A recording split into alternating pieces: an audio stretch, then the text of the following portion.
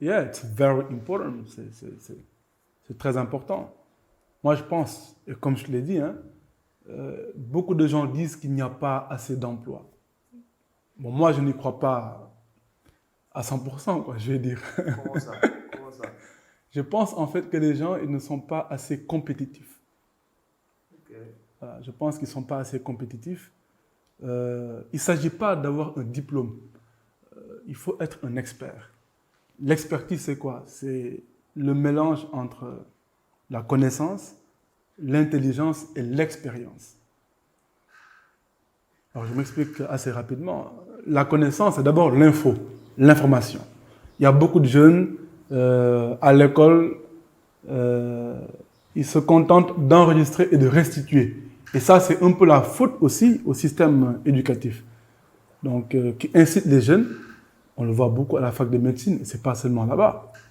Des gens qui sont censés être des cerveaux brillants, qui réfléchissent, qui conçoivent, mais ils sont réduits à apprendre par cœur des choses et à les restituer telles quelles. C'est vraiment assez regrettable, hein? Donc, on n'incite pas les jeunes à comprendre ce qu'ils font à l'école, dans les salles de classe, mais plutôt à les retenir.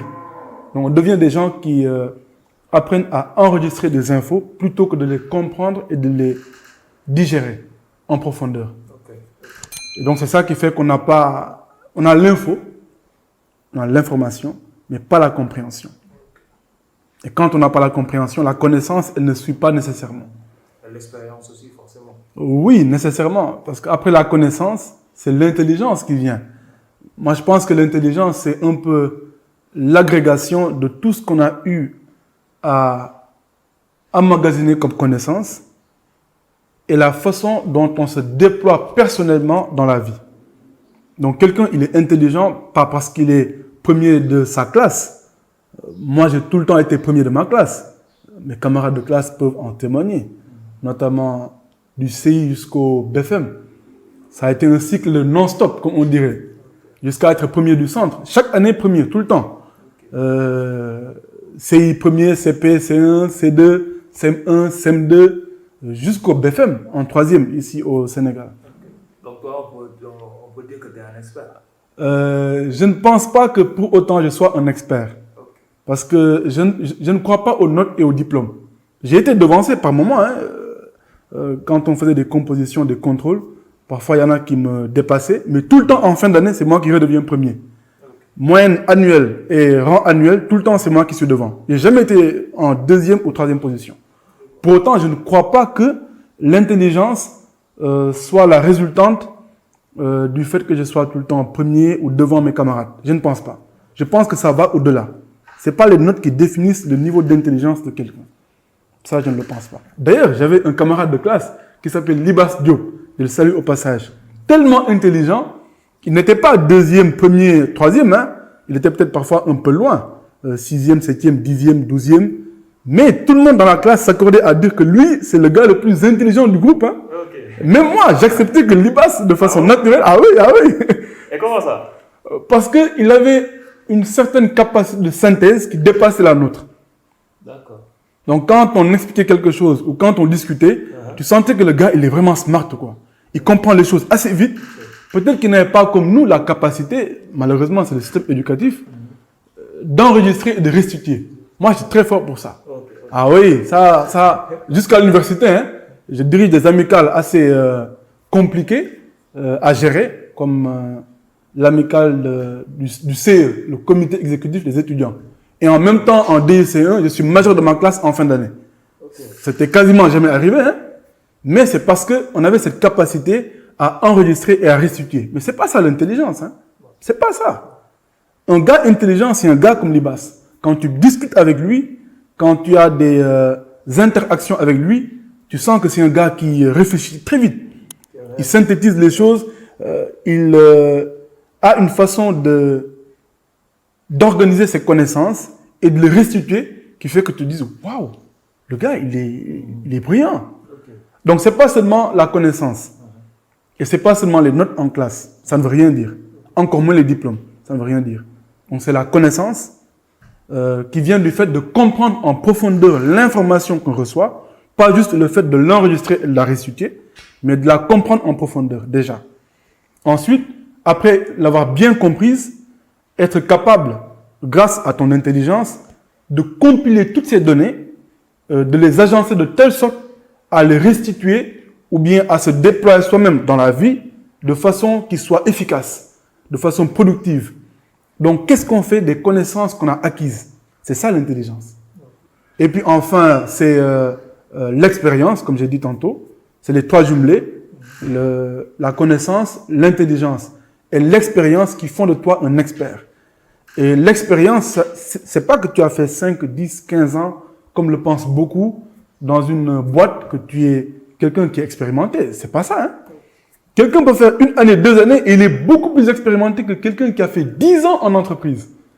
Et ça, ce qui le fait, c'est que l'expérience, c'est la somme de l'ensemble des connaissances qu'on acquiert, de l'intelligence avec laquelle on les déploie sur le terrain, sur le marché, et des échecs qu'on a eus et des succès qu'on a eus. Des choses qu'on apprend au jour le jour. C'est pas juste le fait de dire j'ai fait 10 ans en tant que caméraman ou bien 10 ans en tant qu'infographe, donc je suis quelqu'un qui est expérimenté. C'est pas ça, hein. On peut faire 6 mois, 8 mois, 1 année, mais pendant lesquels on apprend chaque jour quelque chose de nouveau. Donc on gagne en maturité. On gagne donc en expérience. Donc du coup, quand on a quelqu'un en face qui a fait 10 ans, mais qui n'a fait qu'une seule chose, qui ne s'est pas amélioré avec le temps, nous qui avons fait juste peut-être 6 mois, 8 mois, 1 an, en tant que caméraman, on devient plus expérimenté que lui qui a fait 10 ans. Parce qu'on a appris beaucoup plus de choses en un temps plus petit que lui en un temps plus long. Donc je pense que ça, c'est une condition sine qua non de l'acquisition de l'expertise. Et je t'assure, quand tu deviens un expert, les gens, ils t'appellent. Ah oui, les gens, ils t'appellent. Il y a des gens qui n'ont pas fait les bancs, qui n'ont pas de diplôme. Ça peut être des hommes d'affaires, des gens qui sont influents, des leaders d'opinion. Mais quand ils te parlent d'un sujet précis, ils en parlent avec une telle maîtrise, avec une telle compréhension en profondeur. Pourtant, ils n'ont pas de diplôme, ils n'ont pas fait les bancs. Ils n'ont pas fait les bancs. Mais ils en parlent avec une telle maîtrise que tu te poses des questions sur tes propres compétences à toi qui as fait les bancs. Tu te poses des questions. Comment ça se fait que lui, il soit plus brillant que moi, plus connaisseur de ce sujet que moi qui ai fait les bancs? C'est bluffant, c'est bluffant. Ça, ce sont les multiples expériences, donc, du manager. Oui, tout à fait, tout à fait. Donc, c'est des gars qui ont vécu tellement d'échecs, tellement de complications dans leur business ou dans leur domaine. Tu leur dis un problème que tu leur poses. À la seconde, à la minute, ils te disent c'est ça la solution. Parce qu'ils ont vécu pareil en un temps donné. Ils ont eu différents... Ah oui, ah oui. Pourtant, ce n'est pas des gens qui sont diplômés. Hein. Ils ne sont pas diplômés, ils n'ont pas fait les bancs, pas de grandes études comme nous qui ont fait des bacs plus. Mais quand ils parlent d'un sujet, tu sais que tu as affaire à un expert. Donc, il ne s'agit pas d'avoir des diplômes, mais de devenir un expert. Et quand tu deviens un expert, les gens, ils te consultent. Et donc, tu ne peux pas chômer. C'est la raison pour laquelle je dis, moi, je ne crois pas quand on dit qu'il n'y a pas d'emploi. Je pense que c'est surtout le fait que les gens ne sont pas assez compétitifs qui les placent dans une situation de chômage. Je pense. Parce que quand on devient un expert dans un domaine, il est quasiment impossible de chômer. Et puis quand on démarre dans la vie et qu'on n'a pas quelqu'un pour nous employer, mais tu crées ton emploi. L'emploi, soit on le trouve, ou bien on le crée. Ah oui, on le crée. Tu montes ta propre boîte avec des hauts et des bas, mais ça demande beaucoup de détermination. De la détermination, beaucoup de passion dans ce qu'on fait. L'amour du travail, c'est important, c'est capital. Moi, je pense que beaucoup de jeunes qui ne s'en sortent pas, je conçois et je conviens avec eux que c'est difficile, c'est pas facile, c'est très compliqué d'entreprendre au Sénégal, en Afrique. C'est vraiment très compliqué. Ça, je l'accepte. Et puis, j'en sais quelque chose. Hein. Ah oui, rassure-toi, j'en sais quelque chose. Mais je pense que le plus grand frein qui bloque beaucoup de jeunes, de façon assez générale, hein, il y a des cas particuliers, mais de façon globale, c'est la paresse. C'est la paresse. Les gens sont paresseux. Les Sénégalais, l'Africain, l'homme en général, il est paresseux. On ne veut pas faire d'efforts.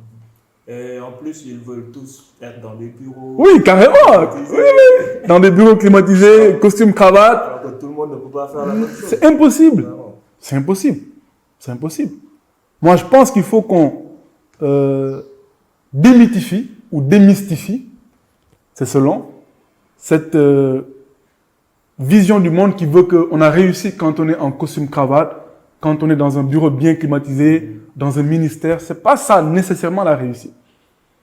Parfois, la réussite, c'est être dans son champ, cultiver la terre, être quelqu'un qui redescend sur terre, comme dirait l'autre, un certain Ferdinand Colli, que je salue au passage.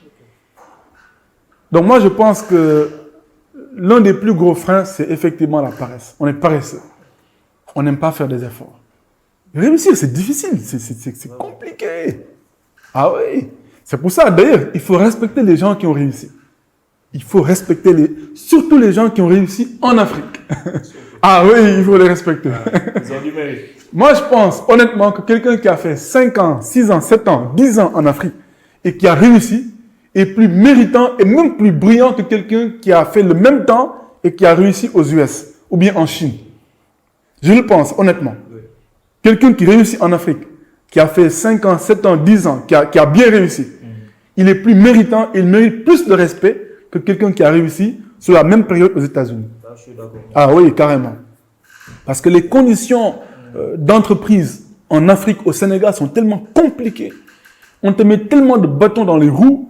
Quand tu parviens à t'en sortir, c'est que tu es un vrai soldat. Ah oui. Vraiment. Moi, je respecte beaucoup les gens qui ont réussi. J'en sais quelque chose.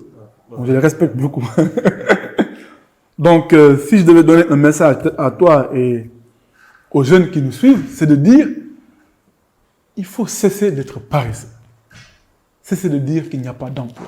Le pays est difficile, on le sait. Nos hommes politiques, là, nos dirigeants, ils s'en foutent quelque part des jeunes. Hein. Ils sont dans les communes politiques, matin, midi, soir.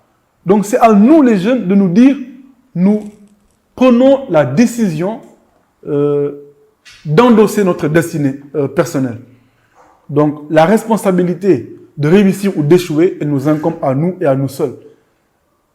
Pas à quelqu'un d'autre, pas au gouvernement, pas à l'administration publique. Parce que généralement, ils font, c'est vrai, ce qu'ils peuvent. Il y a des pays vraiment dans lesquels le Sénégal, quelque part aussi, a fait beaucoup d'efforts. Mais il y a tellement de choses qui restent à faire par cet État et par nos États africains que si tu es un jeune qui attend d'eux qu'ils fassent quelque chose dans le sens de te trouver un emploi, tu te mets, mon cher, le doigt dans l'œil. Alors, il faut se lever de bonne heure. Cesser d'être paresseux. Se dire que mon destin, ma réussite, ma vie, ce qu'elle sera et ce qu'elle est aujourd'hui, ça ne dépend que de moi et de moi seul. C'est vrai, c'est difficile. C'est difficile. C'est vrai, c'est très difficile.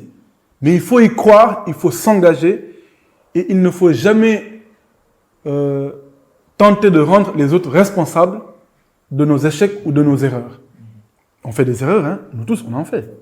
Ça, c'est dû au manque d'expérience, au manque de maturité. C'est dû aussi à la naïveté. Parfois, on est naïf quand on démarre le business. On croit tout le monde. Quand on nous dit, voici un bon de commande, allez, tu as 10 millions, 50 millions, 100 millions, on pense que le gars, il est de bonne foi. On s'engage, on préfinance, et à la fin, le gars, il ne paye pas à bonne date. Et tu te retrouves dans des difficultés personnelles, de trésorerie, de paiement des salaires, du loyer, c'est très compliqué. L'Afrique, c'est compliqué, hein? Ah oui! Donc, quand quelqu'un réussit en Afrique, il faut le respecter. Et puis, il faut se dire, j'attends pas quelqu'un pour avoir un emploi, je le cherche, et si je n'en trouve pas, je le crée. C'est aussi simple que ça. Voilà, donc du courage à toute la jeunesse. Je sais que c'est pas facile. On tente de pousser, de motiver, de dire aussi là par où nous on est passé, mais je sais personnellement que c'est très compliqué, c'est difficile. Donc du courage, cessez d'être paresseux. Mettez-vous là-dessus, matin, midi, soir. Ne comptez pas sur nos hommes politiques. Ils ne feront pas quelque chose pour vous. Ils feront peut-être 10, 15%, mais ça s'arrête là. Le reste, c'est à vous de le faire pour vous-même. Pour vos parents, vos frères, vos sœurs, vos amis, votre entourage, et surtout pour les générations qui viennent. Qu'elles trouvent des gens qui ont bâti quelque chose sur quoi eux, ils peuvent s'appesantir pour bâtir l'avenir et le futur. Voilà. Donc du courage et rendez-vous au sommet.